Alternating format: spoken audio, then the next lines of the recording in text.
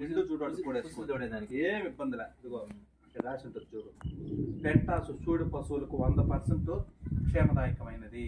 అంటే ఎటువంటి సమస్యలు ఉండవు, సైడ్ ఎఫెక్ట్ ఉండవు. పశువు ఈ రోజు శమన్ చెప్పిందైనా, రేపు శమన్ చెప్పిందైనా, లేకపోతే రేపు ఈనబోయేదానికైనా కూడా ఈ పెంటాస్ దగ్గర చూడికి సురక్షితమైనది, ఎటువంటి ఇబ్బంది ఉండదు.